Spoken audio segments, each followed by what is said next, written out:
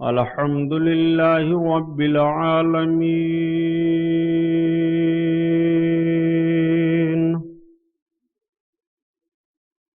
والصلاة والسلام على سيد المرسلين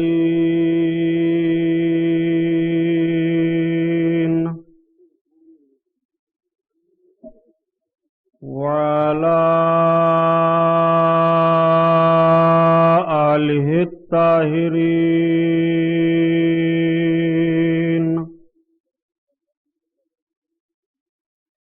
وأصحابه المطهرين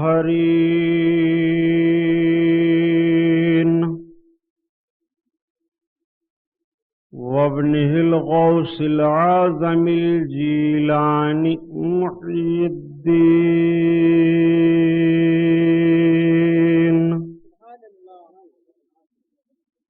وأهل بيته أجمعين. أما بعد، أعوذ بالله من الشيطان الرجيم. بسم الله الرحمن الرحيم.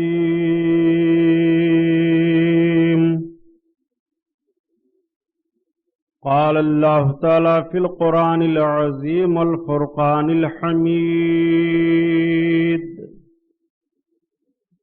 ألا إن أولياء الله لا خوف عليهم ولا هم يحزنون.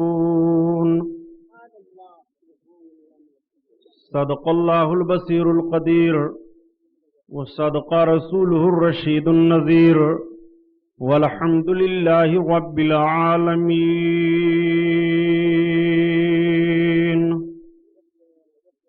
لائق صد احترام علماء اہل سنت، قابل قدر سامعین حضرات، آئیے ہم اور آپ سب سے پہلے اپنے اور ساری کائنات کے مرکز عقیدت حضور رحمت للعالمین، شفیع المذنبین، رسول گرامی وقار، محبوب پروردگار، دونوں عالم کے مالک و مختار حضور محمد الرسول اللہ صلی اللہ تعالی علیہ وسلم کے دربار پر انوار میں درود شریف کا نذرانہ پیش فرمائیں. پڑھیے بلند آواز سے: اللہم صلی علی سیدنا مولانا محمد بارک وسلم صلاۃ و سلام علیک یا رسول اللہ صلی اللہ تعالی علیہ وآلہ صلی اللہ تعالی علیہ وسلم. خیر و برکت کے لیے پورا مجمع اور درود شریف پڑھ لیجیے. اللہم صلی علی اللہم صلی علی سیدنا و شفیعنا وقریبنا مولانا محمد بارک وسلم صلاۃ و سلام علیک یا رسول اللہ سلام علیک یا رسول اللہ صلی اللہ تعالی علیہ وسلم.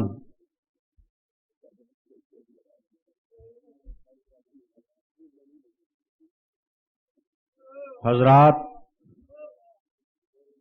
آج کا یہ عظیم الشان رحمت و نور میں ڈوبا ہوا جلسہ جو آپ کے گونڈی 14 نمبر جامع مسجد کے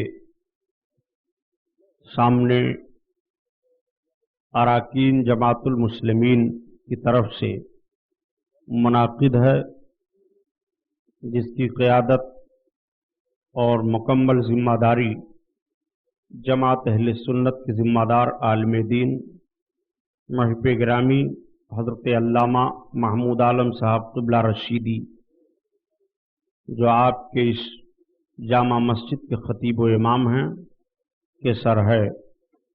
اسٹیج پر تشریف فرما علماء ملت اسلامیہ کا عظیم قافلہ، عمدۃ العلماء، معمار قوم و ملت، محب گرامی حضرت علامہ الحاج عبد الرحیم خان صاحب قبلہ قادری، محتمم اعلیٰ دارالعلوم اہل سنت جامعۃ العرفان، خطیب و امام سنی رضا جامع مسجد، آپ کے جامعۃ العرفان کے جملہ اساتذہ کرام، حضرت قاری فیاض، حضرت حافظ شہید اعظم حضرت قاری صالحین، حضرت قاری سلیمان صاحب، حضرت مولانا محمد عثمان شیدہ صاحب، خطیب ملت محب گرامی حضرت علامہ قاری نعمت اللہ نوری، یہ جملہ علماء اہل سنت شورائے کرام جن سے آپ ملتے رہتے ہیں، جن کے بیانات کو، جن کی نعتوں کو آپ سنتے رہتے ہیں۔ ابھی آپ اظہر صاحب کی ایک اچھی نعت سنی، آئیے حسب معمول نعت پاک رسول صلی اللہ تعالی علیہ وسلم کے 2-3 شعر مجھ سے بھی سن لیجئے۔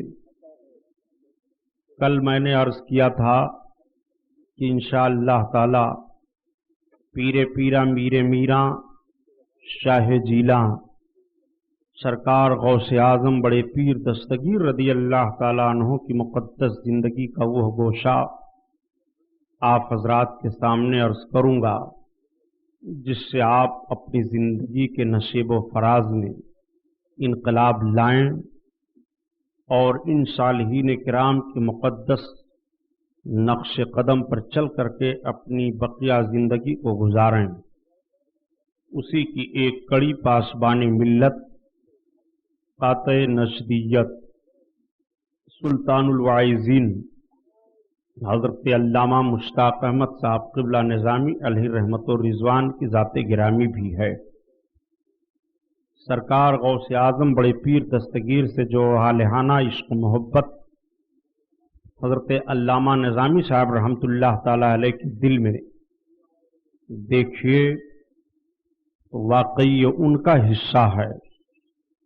نظامی صاحب اپنی جماعت کے بہت ہی مشہور و معروف عالم دین، مناظر اعظم، خطیب بے مثال، مصنف وقت، استاذ العلماء، عمدۃ الخطبہ، شاہین قال، جو بھی کہا جائے ان کے شایان شان ہے۔ الہ آباد کے رہنے والے تھے۔ الہ آباد سے تھوڑی دور کی سرزمین ہے ایک سرائے غنی، وہاں کے بہت عظیم زمیندار تھے آپ۔ ساری جائیداد اللہ اور اس کے رسول صلی اللہ علیہ وسلم کے لیے وقف کر دیا۔ پوری زندگی تقریروں کے نذرانوں کو آپ نے اپنے جامعہ دارالعلوم غریب نواز میں نظر کر دیا۔ نظامی صاحب رحمۃ اللہ علیہ کی وہ ذات ہے کہ آج بھی مخالف کیمپ میں ان کا نام لیا جائے تو وہ کانپنے لگتے ہیں۔ سن 71 میں ہمارے ضلع گونڈہ میں ایک مناظرہ ہوا تھا، ببھن گاؤں شکرولی، جس کی پوری رپورٹ میرے پاس موجود ہے۔ اس وقت ہم سب کا بچپنا تھا، ابتدائی تعلیم میں ہم لوگ تھے۔ نظامی صاحب رحمۃ اللہ تعالی علیہ وہاں کے مناظرے میں زبانی تقریری مناظرہ کرنے کی حیثیت سے، مناظر کی حیثیت سے تشریف فرما تھے۔ نظامی صاحب رحمۃ اللہ تعالی علیہ کی کتاب آج بھی خون کے آنسو 2 جلدوں میں ہے۔ اگر دیانتداری کے ساتھ کوئی بھی صاحب انصاف، سلیم الطبع، شریف ذہن رکھنے والا پڑھا لکھا مطالعہ کرے تو وہ سوچنے پر مجبور ہوگا کہ خون کے آنسو سے جو راستہ متعین کیا جا رہا ہے ہمارے لیے وہی صراط مستقیم ہے، اور ہم اسی راستے پر چل کر کے ہدایت کے راستے پر رہ سکتے ہیں۔ آج تو دنیا میں بہت ساری قومیں ہیں، بہت سارے لوگ ہیں، اور بہت سارے حضرات اپنے نظریات و فکر کو آپ کے سامنے پیش کر کے اپنے حق ہونے کا دعویٰ کرتے ہیں، لیکن آپ نے کبھی غور کیا کہ آپ کیوں چیلنج کرتے ہیں کہ نہیں حق پر ہم ہیں؟ اس کی وجہ یہ ہے کہ آپ اپنے فکر کی بنیاد پر اور اپنے ہوش مندی اور دانش مندی کی بنیاد پر چیلنج نہیں کرتے ہیں، بلکہ آپ کے پیچھے واقعات اور ماحول اور آپ کے اسلاف کا وہ زندہ جاوید طریقہ کار موجود ہے کہ جس پر آپ چل رہے ہیں، اور آپ انہی کے طریقہ کار کو اپنے راہ حق کے حق ہونے کی دلیل بنا کر دوسروں کے سامنے پیش کرتے ہیں۔ مثال کے طور پر دنیا کی اس وقت ساری جماعتیں لے لی جائیں، مگر کسی جماعت میں آپ ولی نہیں پائیں گے۔ اگر ولی آپ پائیں گے تو جماعت اہل سنت میں۔ اسی لیے ہم دعویٰ کرتے ہیں کہ جماعت اہل سنت ہی نجات پانے والی جماعت ہے۔ اس کے علاوہ جتنی جماعتیں اپنے آپ کو حق ہونے کا دعویٰ کرتی ہیں وہ بالکل غلط ہے، باطل ہے، 16 آنا غلط۔ دلیلوں کی ضرورت پڑے گی تو میں کہیں لندن کا نہیں ہوں، آپ مجھ سے دلیلیں لے سکتے ہیں۔ بہرحال نعت شریف کے 2-3 شعر سن لیجئے، پھر بات آگے بڑھ جائے اور کل کا چھوٹا ہوا حصہ آپ کے سامنے بیان ہو جائے۔ محبت سے درود پاک پڑھ دیں تو بات آگے بڑھے۔ صلی اللہ علیہ نبی وآلہ صلی اللہ علیہ وسلم، صلاۃ و سلام علیک یا رسول اللہ صلی اللہ تعالی علیہ وسلم۔ دل ہے بے قرار، آقا دل ہے بے قرار،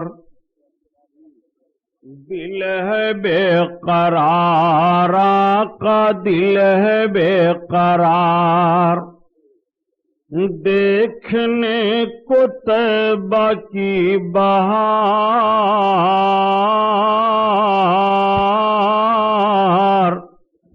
دل ہے بے قرار، آقا دل ہے بے قرار، زر نہیں کہ چل سکوں میں پر نہیں کہ اڑ سکوں، زر نہیں کہ چل سکوں میں پر نہیں کہ اڑ سکوں، اور زور ہے نہ تاب ہے کہ اپنے در سے ٹل سکوں، زور ہے نہ تاب ہے کہ اپنے در سے ٹل سکوں، یا رسول اللہ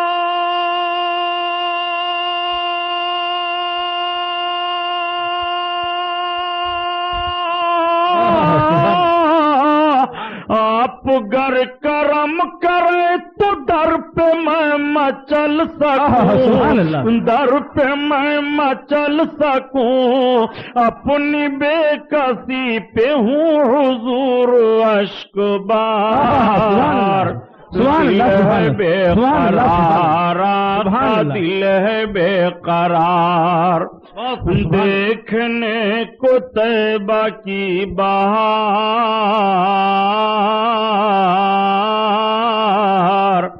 دل ہے بے قرار، آقا دل ہے بے قرار، آپ نے بلایا جنہیں وہ خوش نصیب ہیں، وہ خدا کے پیارے ہیں جو آپ سے قریب ہیں، آپ نے بلایا جنہیں وہ خوش نصیب ہیں، وہ خدا کے پیارے ہیں جو آپ سے قریب ہیں، یا حبیب اللہ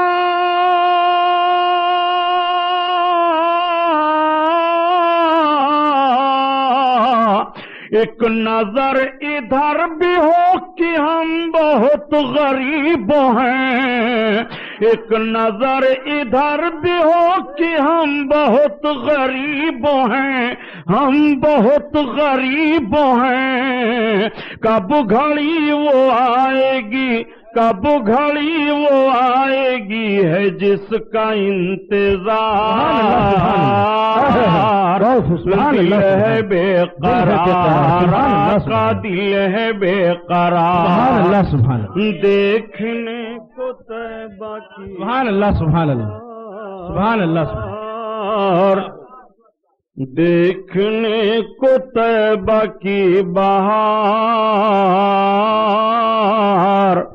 دل ہے بے قرار آقا دل ہے بے قرار، شامیانہ رحمتی وہاں پہ ہے تنا ہوا، سبحان اللہ، شامیانہ رحمتی یہاں بھی ہے تنا ہوا، مجمع ملائکہ وہاں پہ ہے لگا ہوا، مجمع ملائکہ یہاں بھی ہے لگا ہوا، ہر کوئی بھکاری اس جگہ کا ہے بنا ہوا، ہر کوئی بھکاری اس جگہ کا ہے بنا ہوا، نور سے بھرا ہوا، نور سے بھرا ہوا مدینے کا دیار، دل ہے بے قرار آقا دل ہے بے قرار، دیکھنے کو طیبہ کی بہار،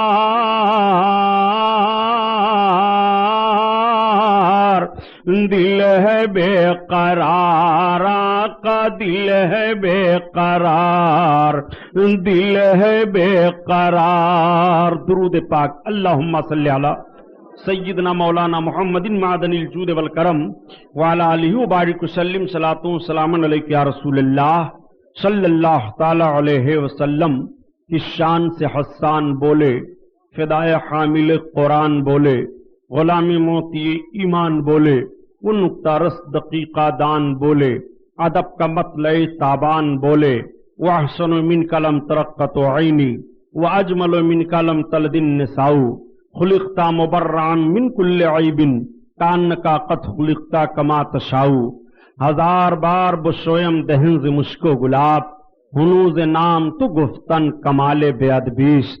حضرات، رب تعالیٰ نے قرآن عظیم میں ارشاد فرمایا، وہ قرآن جو رب نے اپنے محبوب پر نازل فرمایا، جس قرآن کی طرح کوئی کتاب نہیں، اور جس قرآن کے کسی ایک نقطہ، کسی ایک زبر زیر پر کوئی شبہ کرنے کی گنجائش نہیں، وہ قرآن جو ہدی للناس ہے۔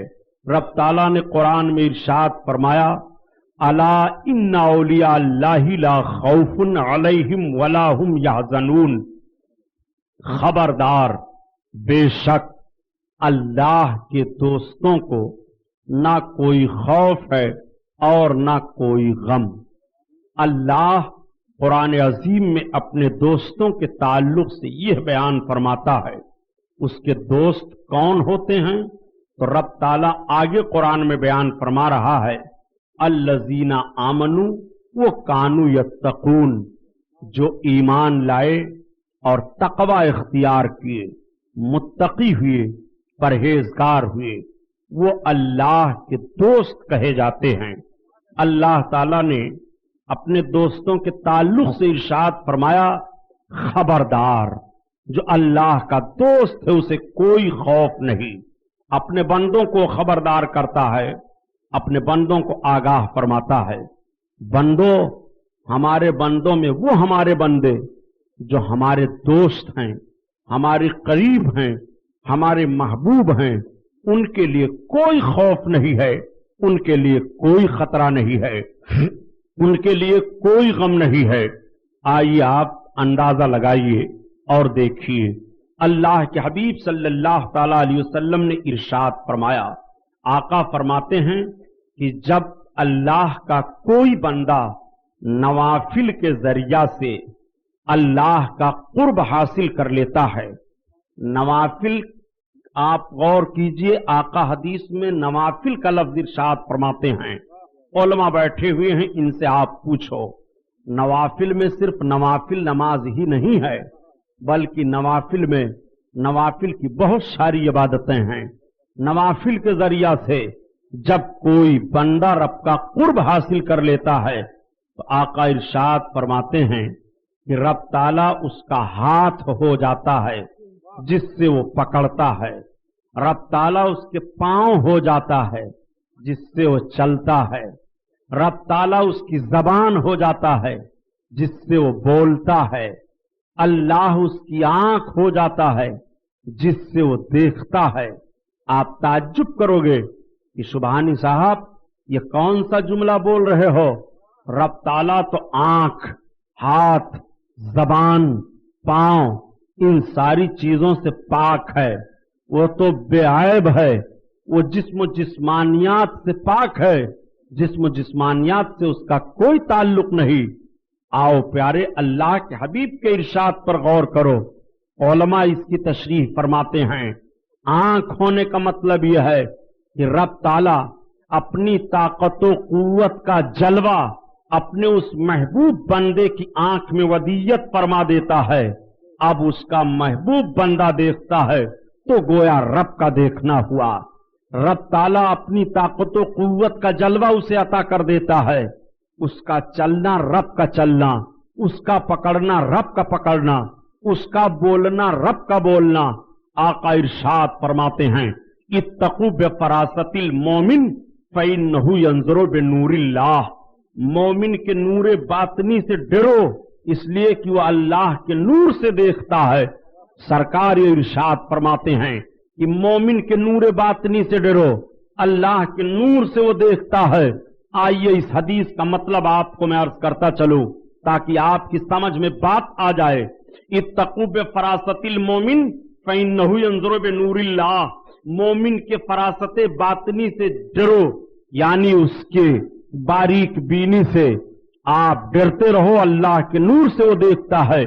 एक यहूदी ने सरकार की इस हदीस को पढ़ा, वो सोचने लगा कि अल्लाह के रसूल फरमाते हैं कि मोमिन के निगाहे बातिनी से डरो, इसलिए कि वो अपने निगाहे बातिन से नहीं देखता है बल्कि उसका देखना अल्लाह के नूर से देखना होता है। तो लाओ मैं देखूं कितने मोमिन हैं।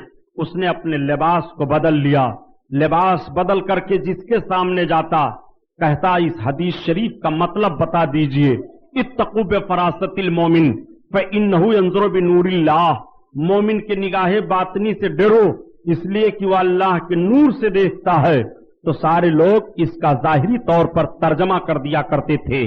वो सोचता था कि ये मोमिन नहीं है, मैं तो जाहिरी तौर पर मुसलमान बना हूं, अंदर से यहूदी हूं, ये मेरे यहूदियत को देख नहीं पा रहे हैं और जाहिरी तौर पर मुझको देख करके कह दिया करते हैं तुम मुसलमान हो। ये पूछते पूछते हजरत जुनैद बगदादी रदी अल्लाह ताला अन्हों की बारगाह में पहुंचा। हजरत जुनैद बगदादी के सामने पढ़ना शुरू किया कि हुजूर मैं एक हदीस का मतलब पूछने आया हूं। आपने फरमाया कौन सा मतलब, कौन सी हदीस है, पढ़ उसको। उसने कहा इस हदीस का तर्जमा आप हमको बता दीजिए। इत्तकू बेफरासतिल मोमिन फइन्नहु यंज़ुरु बिनूरिल्लाह। मोमिन की निगाहे बातिनी से डरो, इसलिए कि वह अल्लाह के नूर से देखता है। तो हजरत जुनैद बगदादी फरमाते हैं कि तू जैसे अपना जाहिरी लिबास बनाए हुए है, ऐसे तू अंदर से भी कलमा पढ़ ले और अंदर से भी मुसलमान हो जा। उसने अर्ज किया सरकार मैंने मान लिया, अब मैं कलमा पढ़ करके मुसलमान हो रहा हूं, लेकिन मैंने बहुत से लोगों से इस हदीस का मतलब पूछा था, लोग नहीं बता पाए। तो आप फरमाते हैं सुन, जितने लोगों से तुमने सवाल किया उनमें बहुत अल्लाह के नेक बंदे थे जो तुझको जानते थे, तेरा राज जाहिर कर देते, लेकिन तेरा इस्लाम लाना मेरे हाथ पर मुकद्दर था, इसलिए तू यहां तक चल करके पहुंचा है। अब आप जरा गौर फरमाइए कि अल्लाह के वली की शान ये होती है, वो निगाहे बातनी से देखता है। जिस चीज को हम नहीं देखते उस चीज को वो देखता है। हमारी निगाह तो जाहिरी तौर पर देखा करती है, मगर अल्लाह का नेक बंदा वो बातनी तौर पर देखता है। हम अपने दिल में सोचें उसको भी वो देख लेता है, अपने ख्याल में कोई बात लाएं वो भी उस पर मुनकशिफ हो जाती हैं। वो लौहे महफूज पर निगाह उठाए उसको भी देखता है, वो तहतुस सरा तक निगाह डाले उसको भी वो देखता है। आप ताज्जुब करोगे आखिर हमारी भी आंखें हैं और उसकी भी आंखें हैं, वो भी खाता पीता है, मैं भी चलता फिरता हूं, हमारी और आपकी उसकी निगाह में फर्क क्या है? तो प्यारे दोस्त फर्क यही है कि उसने रब का कुर्ब हासिल कर लिया है, और जब अल्लाह का बंदा रब का कुर्ब हासिल करता है, उसका दोस्त हो जाता है, तो उसके दिल की एक अजीब कैफियत हो जाती है, उसका दिल साफ शफाफ आईना हो जाता है और उसके दिल पर इरफान की बारिश होती है। और जब इरफान की बारिश होती है तो उस इरफान के ताल्लुक से उसकी निगाह रोशन हो जाती है।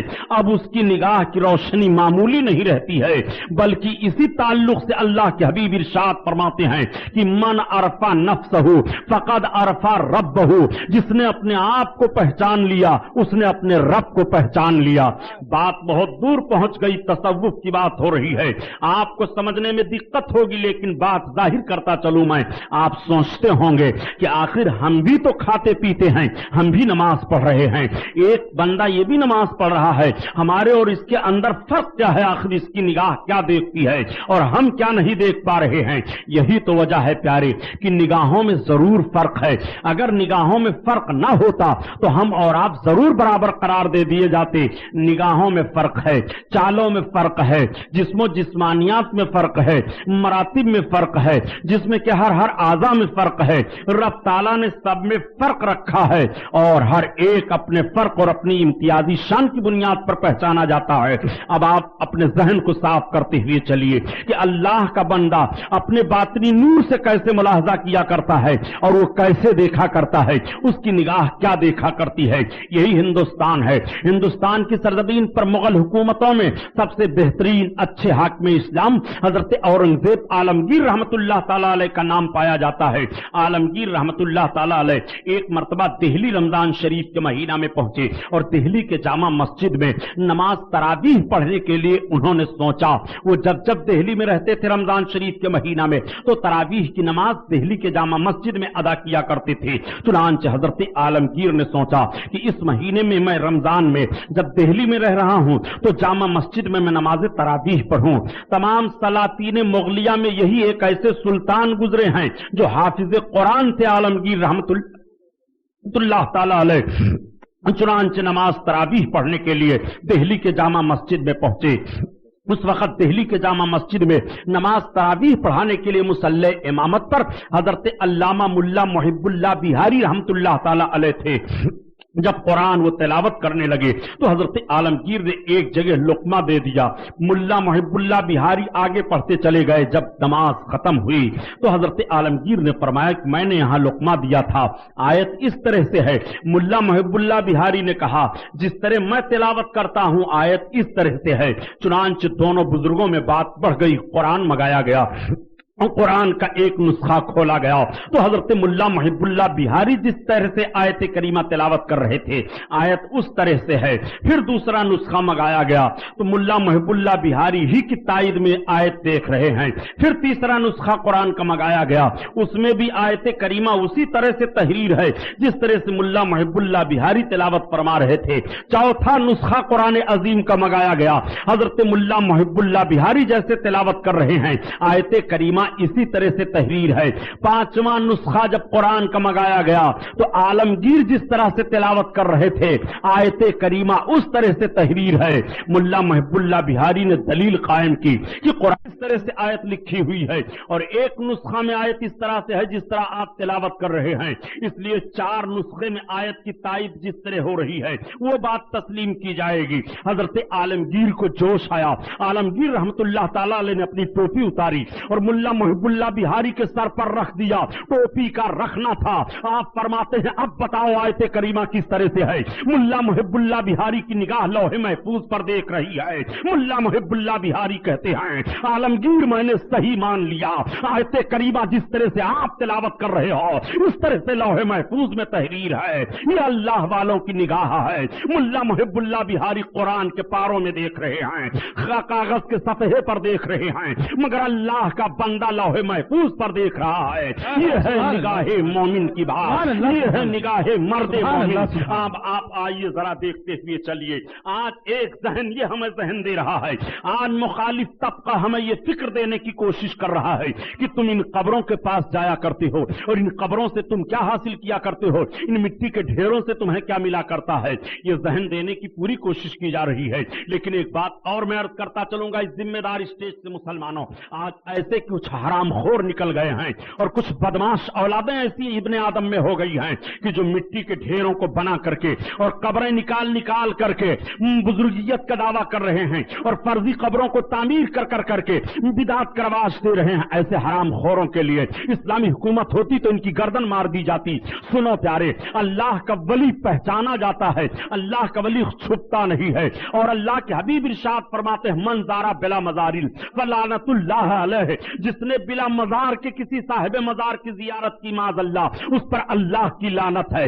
بلا صاحب مزار کی قبر بنا لی جاتی ہے, اس پر چادریں ڈال دی جاتی ہیں, وہاں پر ڈھونک دھتورا کیا جاتا ہے, وہاں پر لوبان سلگائے جاتے ہیں, وہاں پر اگربتیاں سلگائی جاتی ہیں. مذہب اسلام کا تعلق ان چیزوں سے نہیں ہے. اللہ کا ولی جہاں جلوہ افروز ہوتا ہے جنگل کو منگل بنا دیا کرتا ہے. خلق خدا خود اس سبحان اللہ چھپایا کرتی ہے. خواجہ غریب نواز کا روضہ چھپا نہیں ہے, محبوب الہی کا روضہ چھپا نہیں ہے, حضرت چراغ نصیر الدین دہلی کا روضہ چھپا نہیں ہے, شیخ محقق کا روضہ چھپا نہیں ہے, مختوم ماہنی کا روضہ چھپا ہوا نہیں ہے, حضرت بسم اللہ شاہ کا روضہ چھپا ہوا نہیں ہے. یہ وہ بزرگان دین ہیں جن کا تقدس ہے اور جن کی زندگی کا پاکیزہ ماحول آج بھی ہمارے اور آپ کی نگاہوں کے سامنے ہے. آج بھی ان کی شاہراہیں ہمارے اور آپ کے لیے دیدہ عبرت بنی ہوئی ہیں. آج یہ میں آپ کو بتاتا چلوں پیارے, میں عرض کر رہا تھا کہ مخالف طبقہ سے یہ بات بہت زور و شور کے ساتھ نشر کی جاتی ہے. ان لوگوں کے پاس کوئی طاقت نہیں ہے, ان میں کوئی دم نہیں ہے, لیکن یہی مخالف طبقہ ڈاکٹر اقبال کو تسلیم کرتا ہے اور ڈاکٹر اقبال کی فکر کو بھی مانتا ہے. اگر پڑھے لکھے لوگ کچھ موجود ہیں جو ڈاکٹر اقبال کے غزلیات اور ڈاکٹر اقبال کے نظمیات پر اپنی زندگی کو ایسے ماحول میں لے جا کر کے مطالعہ کرتے ہیں اور کہہ دیا کرتے ہیں کہ ہندوستان کی سرزمین پر اردو زبان میں تصوف کا مزاج پہچانتے ہوئے ایسا کوئی شاعر نہیں گزرا ہے جس طرح سے ڈاکٹر اقبال رہے ہیں. ڈاکٹر اقبال کو مفکر اسلام کہا گیا, ڈاکٹر اقبال کو کسی نے محقق بھی کہا, ڈاکٹر اقبال کو بہت سراہا گیا, ڈاکٹر اقبال کی بڑی تعریفیں کی گئی. آج بھی ڈاکٹر اقبال کی لکھی ہوئی نظموں کو نصاب میں داخل کیا جاتا ہے. آج بھی ڈاکٹر اقبال کے فکر کو لوگ پہچان رہے ہیں اور بڑی تعریفیں کر رہے ہیں. یہی ڈاکٹر اقبال ہیں. ڈاکٹر اقبال جب حضرت شیخ مجدد الفسانی رحمت اللہ تعالیٰ علیہ کے مزار پر حاضر ہوئے سرہند شریف, حضرت شیخ احمد مجدد الفسانی کے روضہ اقدس پر حاضر ہوئے سرہند میں. حاضر ہونے کے بعد جب ان کے روضہ کو دیکھتے ہیں اور ان کے قبر کی زیارت کرتے ہیں تو حضرت شیخ احمد سرہندی رحمت اللہ تعالیٰ علیہ کے روضہ کو دیکھ کر کے ڈاکٹر اقبال اشارہ کرتے ہیں کہ کوئی اندازہ کر سکتا ہے ان کے زور بازو کا, کوئی اندازہ کر سکتا ہے ان کے زور بازو کا. اس بات کو کس بنیاد پر کہا ڈاکٹر اقبال نے؟ یہی حضرت شیخ مجدد الفسانی رحمت اللہ علیہ ہیں. حضرت شیخ مجدد الفسانی کے شہزادوں کے استاد ملا طاہر تھے. ملا طاہر کو ایک روز حضرت شیخ مجدد نے دیکھا تو ان کی پیشانی پر لکھا ہوا تھا بدبخت. ملا طاہر کی پیشانی کو ملاحظہ کرنے کے بعد حضرت شیخ احمد مجدد الفسانی نے اپنے بچوں سے کہہ دیا کہ تمہارے استاد کی پیشانی کو میں نے دیکھا, اس کی پیشانی پر بدبخت لکھا ہوا ہے. بچوں نے جا کر کے اپنے استاد سے بتا دیا کہ ابا حضور آج ایسے کہہ رہے تھے. ملا طاہر بہت ہی معتقد تھے مجدد الفسانی کے, آئے اور قدموں پر گر پڑتے ہیں اور عرض کرتے ہیں کہ حضور آپ ایسا کیجئے, سرکار میرے لیے دعا فرما دیجئے, حضور آپ کی نگاہ باطنی نے دیکھ لیا ہے, میری بدبختی کے تعلق سے آپ دعا فرمائیں. چونکہ حضرت شیخ مجدد کی دعا بڑی مقبول تھی کہ مستجاب الدعوات یہ ہیں اور ان کی دعائیں قبول ہو جایا کرتی ہیں. حضرت شیخ مجدد الفسانی نے دعا کرنی شروع کی, الہ العالمین ملا طاہر کی بدبختی کو نیک بختی میں بدل دے, مولا ملا طاہر کی بدبختی کو نیک بختی میں بدل دے. چنانچہ آپ دعا فرماتے جا رہے ہیں اور ملا طاہر کی پیشانی پڑھتے جا رہے ہیں مگر پیشانی کی تحریر نہیں بدلی. حضرت مجدد الفسانی رحمت اللہ تعالیٰ علیہ نے آخر میں رب تعالیٰ کی بارگاہ میں عرض کیا, مولا میں تیری بارگاہ میں تیرے مقبول بندے حضور غوث اعظم پیر پیرا میرے میرا شاہ جیلا شیخ سیدنا محی الدین عبد القادر جیلانی بغدادی کا واسطہ پیش کر رہا ہوں میرے اللہ، غوث پاک کے صدقہ میں ملا طاہر کی بدبختی کو نیک بختی میں بدل دے۔ رب کی بارگاہ میں یہ دعا مانگتے ہیں۔ اب حضرت مجدد الفسانی ان کی پیشانی کو دیکھ رہے ہیں تو ان کی پیشانی پر نیک بخت لکھا ہوا ہے، ان کی پیشانی کی تحریر بدل جاتی ہے۔ اسی طرف اشارہ فرماتے ہوئے حضرت مجدد الفسانی کہہ رہے ہیں کوئی اندازہ کر سکتا ہے ان کے زور بازو کا نگاہ مرد مومن سے بدل جاتی ہیں تقدیریں۔ اب آپ اندازہ لگاؤ گوانڈی کے مسلمانوں، جب مرد مومن کی نگاہ کا یہ عالم ہے تو رسول کائنات کی مقدس نگاہ کا عالم کیا ہوگا، سرکار کی مقدس نگاہ کرم کا عالم کیا ہوگا۔ جب اس پار کا یہ عالم ہے اس پار کا عالم کیا ہوگا۔ سبحان اللہ سبحان اللہ، نعرہ تکبیر، نعرہ رسالت، نعرہ رسالت، حضرت علامہ غلام محی الدین صاحب اللہ سبحانی، نعرہ تکبیر، نعرہ رسالت، سبحان اللہ۔ آپ ذرا اندازہ لگائیے، نگاہ مرد مومن سے بدل جاتی ہیں تقدیریں، کوئی اندازہ کر سکتا ہے ان کے زور بازو کا۔ ڈاکٹر اقبال کا شعر آج بھی لمحہ فکریہ بنا ہوا ہے۔ ڈاکٹر اقبال کے شعر کو پڑھنے کے بعد آپ اندازہ لگاؤ، نگاہ مرد مومن سے بدل جاتی ہیں تقدیریں، مرد مومن کی نگاہ اللہ اکبر۔ اسی لیے تو بیکل بلرام پوری نے کہا جب ان کے گادا بھر دیتے ہیں شاہان زمانہ کی جھولی، محتاج کا جب یہ عالم ہے مختار کا عالم کیا ہوگا، محتاج کا جب یہ عالم ہے مختار کا عالم کیا ہوگا۔ اور ایک بات اور عرض کرتا چلوں پیارے، گویا ڈاکٹر اقبال کا یہ عقیدہ ہے کہ مرد مومن کی نگاہ سے تقدیر بدل جاتی ہے۔ تقدیر کی 3 قسمیں ہیں، 2 قسموں کی تقدیروں کا معاملہ یہ ہے اللہ والوں کی دعاؤں سے ٹل جایا کرتی ہیں، اور ایک تقدیر کی قسم ہے کہ جس کو پھر مقدر کر دیا گیا اس پر کوئی بحث نہیں ہو سکتی ہے۔ مثلا کسی کی روزی کم ہے، اللہ کا ولی دعا کر دے روزی بڑھ جائے۔ کوئی صاحب اولاد نہیں ہے، اللہ کا ولی دعا کر دے اولاد والا ہو جائے۔ سبحان اللہ سبحان اللہ۔ کوئی بیمار ہے، اللہ والا دعا کر دے وہ اچھا ہو جائے۔ تو ان ساری چیزوں کا تعلق اس تقدیر سے ہے جو تقدیر اللہ کے ولی کی دعا سے ٹل جایا کرتی ہے اور اس کا کام بن جایا کرتا ہے۔ نگاہ مرد مومن سے بدل جاتی ہیں تقدیریں، جو ہو ذوق ایماں پیدا تو کٹ جاتی ہیں زنجیریں، نہ پوچھ ان خرقہ پوشوں کی ارادت ہو تو دیکھ ان کو ید بیضا لیے بیٹھے ہیں اپنی آستینوں میں۔ اللہ کا ولی اپنی نگاہ سے کیا دیکھتا ہے آپ قربان جاؤ۔ حضرت مولانا روم رحمت اللہ تعالی علیہ اپنے وقت کے بہت بڑے عالم گزرے ہیں اور اپنے وقت کے بہت بڑے مجدد ہیں۔ حضرت مولانا روم کی مثنوی آج بھی بہت مشہور و معروف ہے۔ مثنوی شریف بڑے دھوم دھام سے اہل علم میں مقبول ہے اور اہل علم میں مشہور ہے۔ لوگ بڑے ذوق و شوق کے ساتھ مثنوی شریف کو پڑھا کرتے ہیں۔ مولانا روم رحمت اللہ تعالی علیہ ایک مرتبہ اپنی درسگاہ میں بیٹھے ہوئے ہیں، آپ کے تمام شاگرد بیٹھے ہیں، قیل و قال کی بات ہو رہی ہے، بحث و تمہیز میں لوگ لگے ہوئے ہیں، کتابیں سامنے رکھی ہوئی ہیں۔ ایک اللہ کا بندہ پہنچ گیا اور پہنچنے کے بعد اس نے کہا یا مولانا این چیز تے، اے مولانا صاحب یہ کیا ہے؟ تب تک حضرت مولانا روم بول پڑے بابا باہر نکلو، یہ قالست تم تو نمی دانی، باہر چلے جاؤ، یہ سب قال ہے تم نہیں جانتے ہو، یہ سب علمی معاملہ ہے، تمہیں اس کے لیے کوئی علم نہیں ہے۔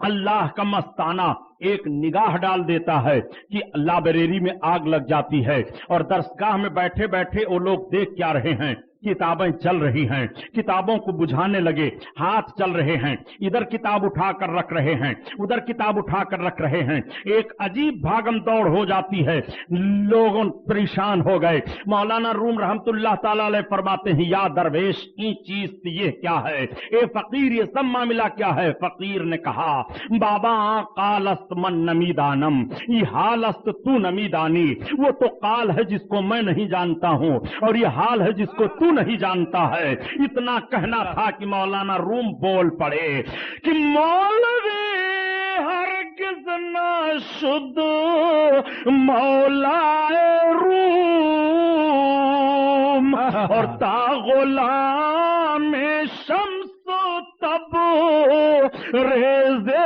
नशूर।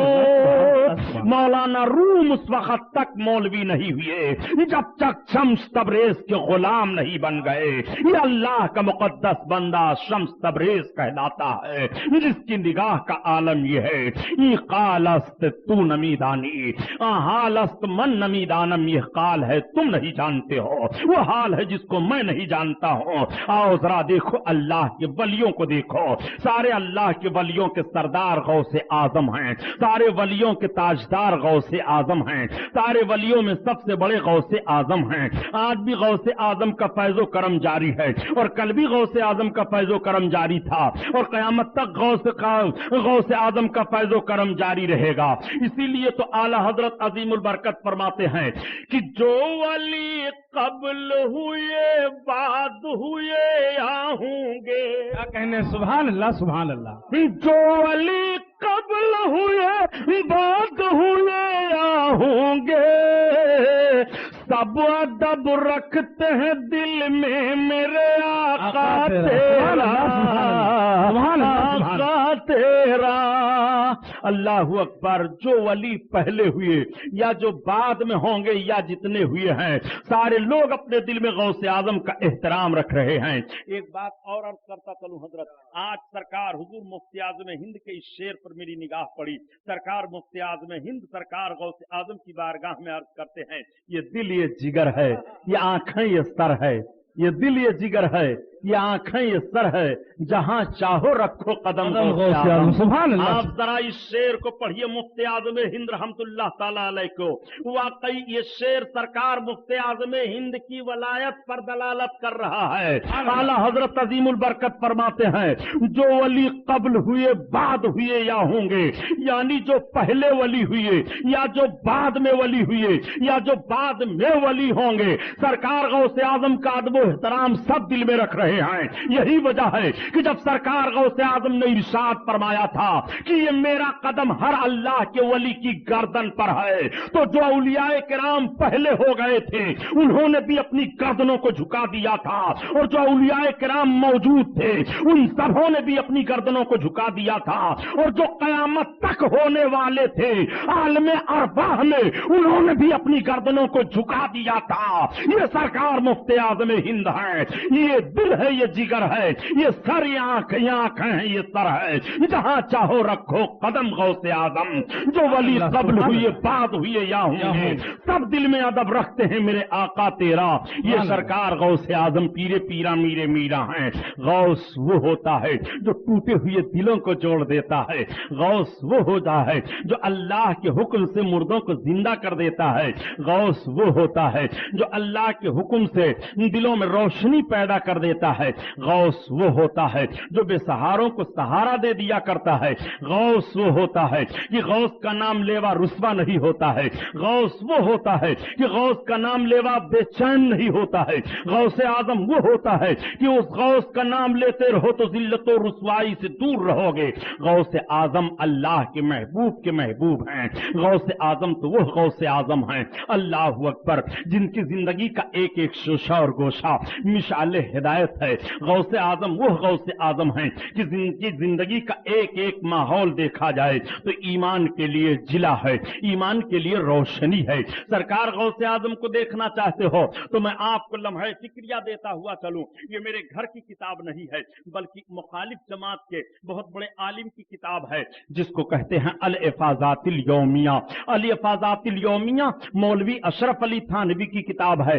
الافاضات الیومیہ میں ایک واقعہ لکھا ہوا ہے کہ سرکار غوث اعظم کا ایک کپڑا دھونے والا دھوبی تھا جو آپ کے کپڑے کو دھلا کرتا تھا.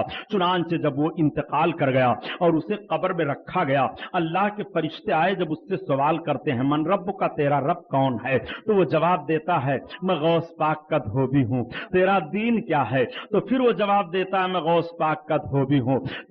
تو اس مرد کے بارے میں کیا کہتا تھا, تو پھر وہ جواب دیتا ہے میں غوث پاک کا دھوبی ہوں. اللہ کے فرشتے عرض کرتے ہیں رب کی بارگاہ میں میرے مولا یہ تیرا کیسا بندہ ہے, ہم تو اس سے استمارہ سے سوال کر رہے ہیں اور یہ اس طرح سے جواب دے رہا ہے. تو غیب سے ندا آئی, اے میرے فرشتوں میرے اس بندہ کو چھوڑ دو, میں نے غوث کے صدقہ میں اس کی مغفرت فرما دی ہے. عبد القادر کے طفیل اس کی بخشش ہو گئی ہے. اٹھاؤ الافاضات الیومیہ مولوی اشرف علی تھانوی کی لکھی ہوئی ہے. یہ میرے گھر کی بات نہیں ہے. اگر حوالہ غلط ثابت ہو جو چور کی سزا وہ غلام محی الدین سبحانی کی.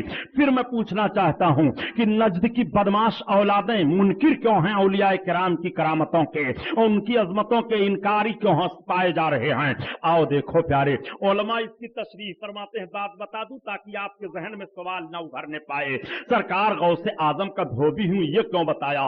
علماء یہاں تشریح فرماتے ہیں اور وہیں پر حاشیہ لگاتے ہیں کہ اس بندے کے کہنے کا مطلب یہ ہے اے اللہ کے فرشتوں مجھ سے کیا سوال کر رہے ہو, جو دین غوث کا ہے وہی میرا ہے, جو اللہ غوث کا ہے وہی میرا ہے, رسول اللہ کے تعلق سے جو غوث کا عقیدہ ہے وہی میرا ہے, کیا مجھ سے سوال کر رہے ہو؟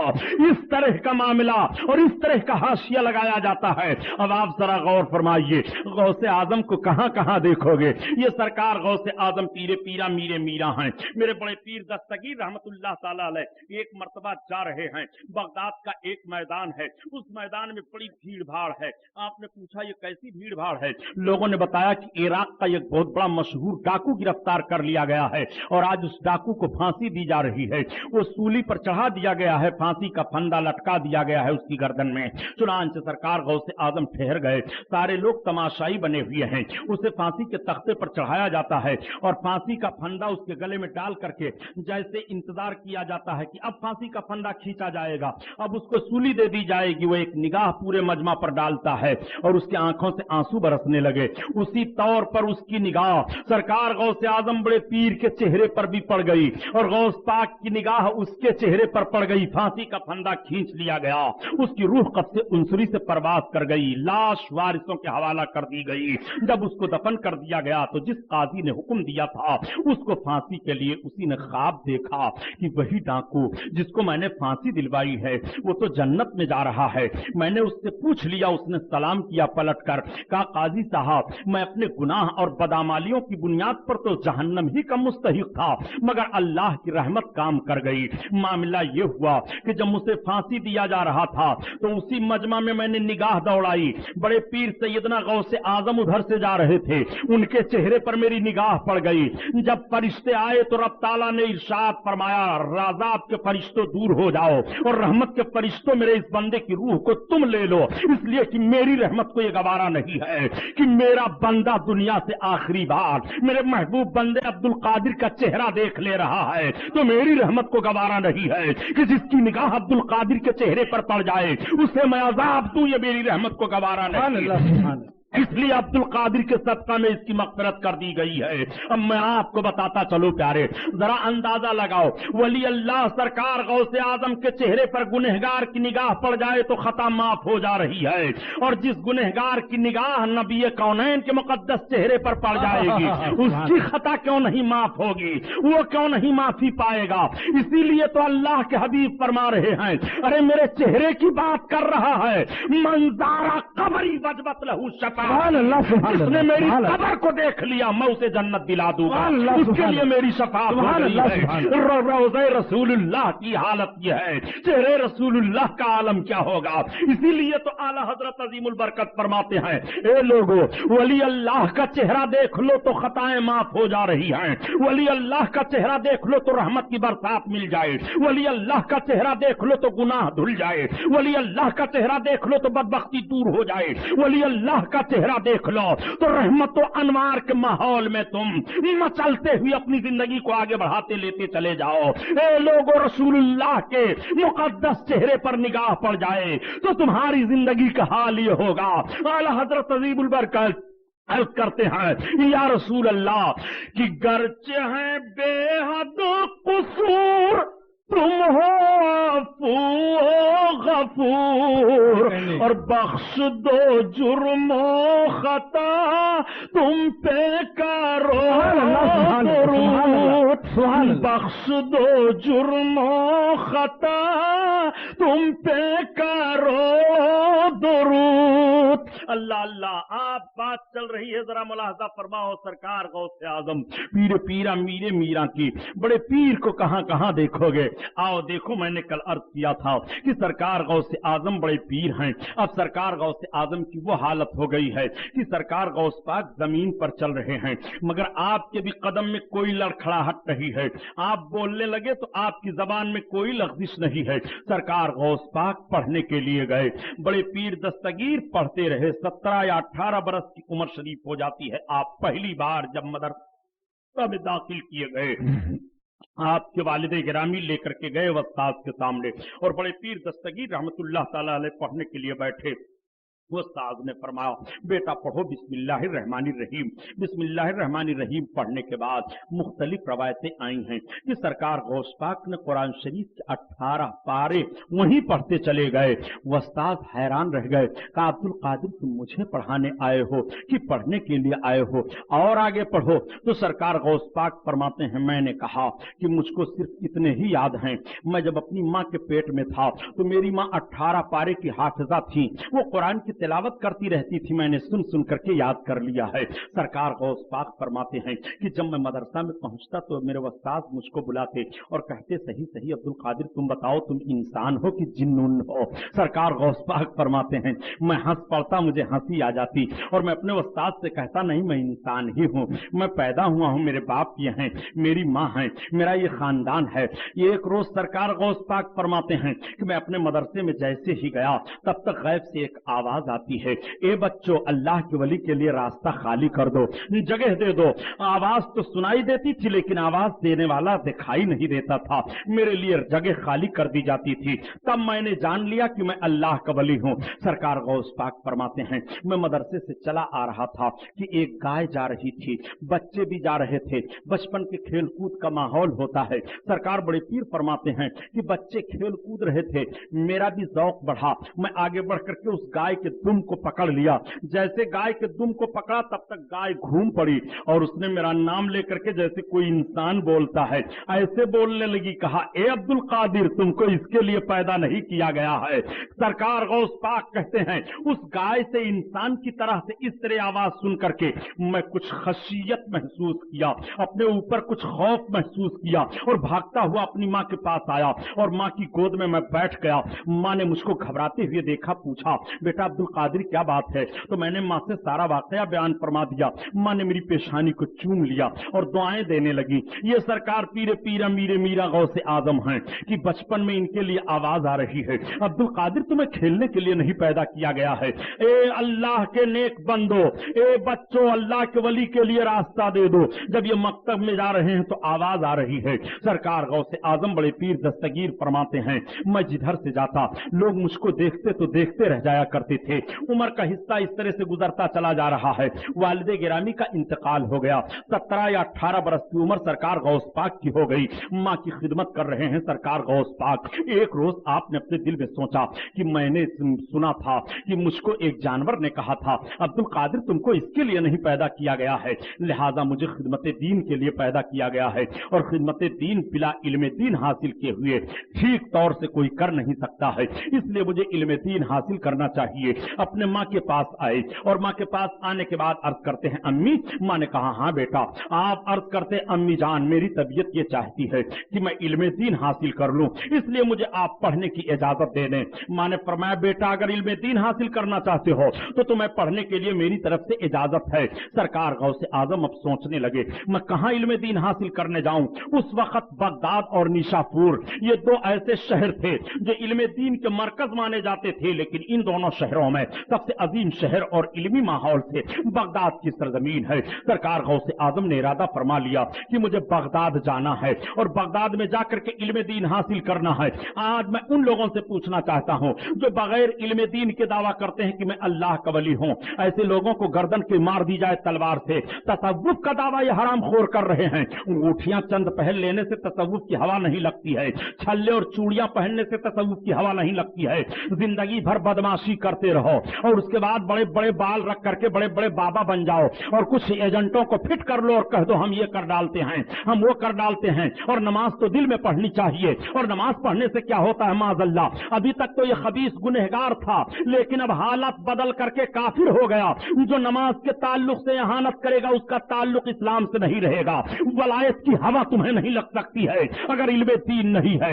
बगैर आलिमे दीन हुए कोई वली हो ही नहीं सकता है। उलमाए अहले सुन्नत मौजूद है, इनसे पूछो। अब आप सवाल करोगे मगर सुबहानी साहब बहुत सारे वलियों की तारीखें मिल रही हैं कि जिन्होंने मदरसे में तालीम नहीं हासिल की है, जिन्होंने दस्तार नहीं ली है, जिन्होंने सनद नहीं ली है, मगर उन्हें अल्लाह का वली माना जा रहा है। सुन प्यारे, अल्लाह ताला जब किसी अपने बंदे को अपना वली बनाता है तो वली बनाने से पहले पहले उसे आलिमे दीन बना दिया जाता है। वो पहले आलिमे दीन बनता है, उसके बाद वो वली बनता है। बगैर आलिमे दीन बने हुए वो वली हो ही नहीं सकता है। वलायत के लिए इल्मे दीन जरूरी है। इसीलिए शेख सादी रहमतुल्लाह ताला अलैह फरमाते हैं कि बगैर इल्म के खुदा को नहीं पहचान सकते हो।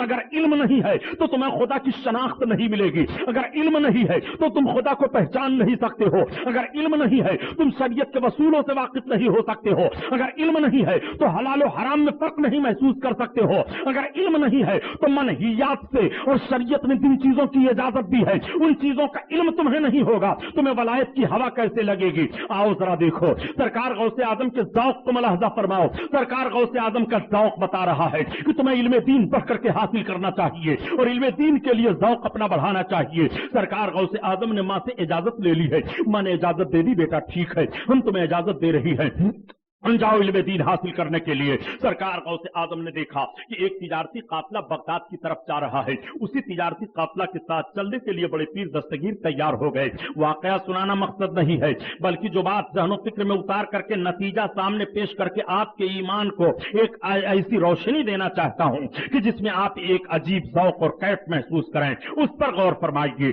सरकार बड़े पीर दस्तगीर जब तैयार हो गए तो मैंने फरमाया बेटा अब्दुल कादिर इधर आओ। अपने मां के पास गए। मां ने कहा ये 40 दीनार हैं, ले लो। तुम्हारे बाप के तरके से 80 दीनार मुझे मिले हैं, तो 40 तो तुम्हारे भाई अहमद के लिए हैं और ये 40 तुम्हारे लिए हैं।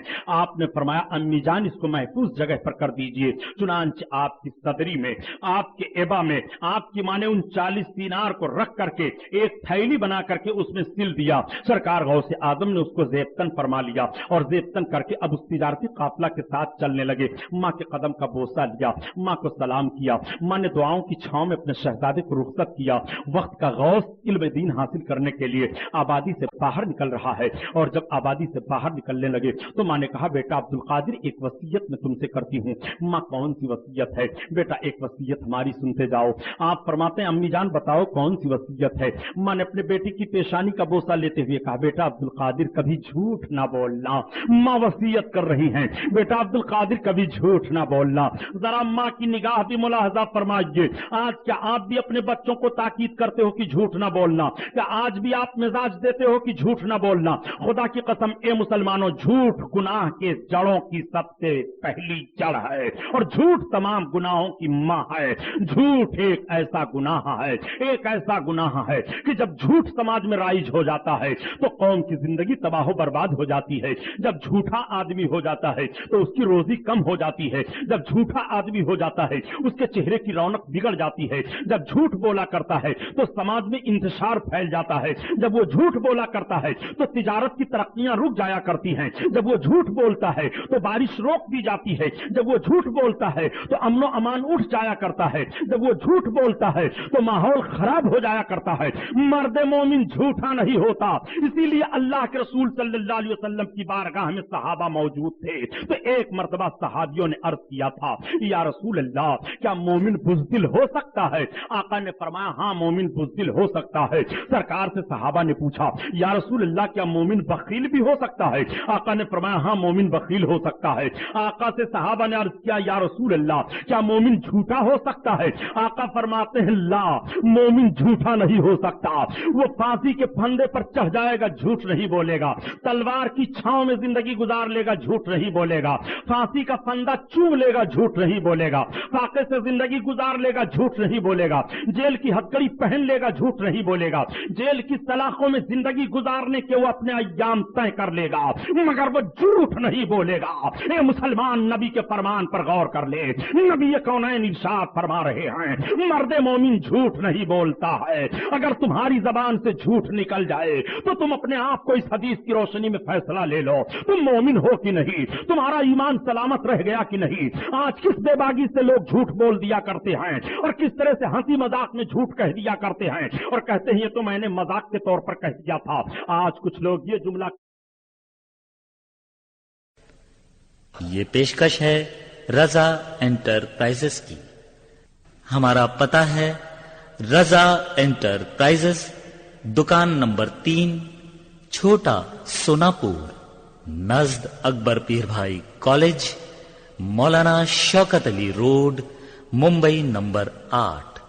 ٹیلی فون نمبر 23091629.